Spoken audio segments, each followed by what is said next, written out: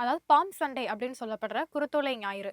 இதோட வரலாற பத்தி தான் இந்த வீடியோல நான் உங்களுக்கு சொல்லப் போறேன். அதாவது குருத்தோலை ஞாயிறு பவனி இது கிறிஸ்தவர்களுடைய மிக முக்கியமான நிகழ்வுகள்ல ஒண்ணு. புனித வாரத்தின் தொடக்க நாளை குறிக்கும் விதமா உலகம் முழுவதும் இன்றைய தினம் உலக குருத்தோலை தினமா கடைபிடிக்கப்பட்டது. கடந்த மாதம் 5ஆம் தேதியிலிருந்து கிறிஸ்தவர்கள் தவக்காலத்தை கடைபிடிச்சிட்டு வர்றாங்க. அதன் இறுதி வாரமா புனித வாரம் குருத்தோலை ஞாயிறு நிகழ்ச்சியோட தொடங்கி இருக்குது. இயேசு கிறிஸ்து சிலுவையில அறையப்படுவதற்கு முன்பு ஜெருசலேம் நகர வீதிகள் வழியா கோவேரி கழுதையில அமர்த்தப்பட்டு ஊர்வலமாக அழைத்து செல்லப்பட்டதா பைபிள் கூறுது. இந்த நிகழ்வின் போது வழிநெடுகிலும் மக்கள் ஆலிவ் மர இலைகளை பிடித்தபடி ஓசன்னா பாடல்களை இசைத்ததாகவும் பைபிள்ல தெரிவிக்கப்பட்டிருக்கு.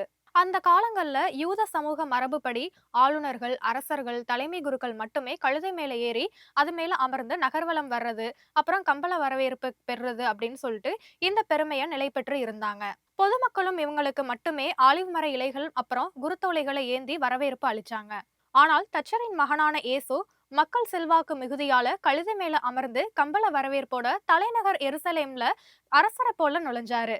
எருசலேம்ல உள்ள மக்களும் அவருக்கு அரசு மரியாதையோட ஆலிவ் மர குருத்து ஏந்தி ஆடம்பரமான வரவேற்பு கொடுத்தாங்க. இது அந்த கால அரசியல் சூழல்ல சாதாரண செயல் கிடையாது. ஏற்கனவே தலைமை குருக்கள் நிறைய பேரு எப்படியாவது இயேசு கைது செஞ்சு அவங்கள கொலை பண்ணணும் அப்படிங்கிறதுக்காக ஒரு காரணத்தை தேடிட்டு இருந்தாங்க.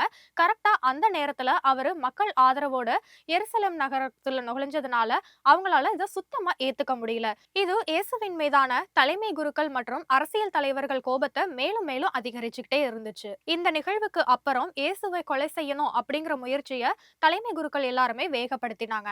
ஆனா இயேசு தாம் கஷ்டப்பாடுபட்டு ரொம்பவே கொடிய சிலுவை மரணம் அடையறதுக்காக தான் எருசலேம் வர்றோம் அப்படிங்கிறதையும் மக்களுடனான தன்னோட இறுதி பயணம் இதுதான் அப்படிங்கிறதையும் அப்போ அவரு உணர்ந்தாரு. இந்த நிகழ்வு நடந்த அதே வாரத்துல இயேசு கைது செய்யப்பட்டு சிலுவையில அறைஞ்சு கொலை செய்யப்பட்டாரு. அந்த நாளை நினைவு கூர்ந்து மனமுருக இயேசு கிறிஸ்துவை கிறிஸ்தவர்கள் வழிபடுற நாள் தான் குருத்தோலை ஞாயிறு தினத்தோட சிறப்பு.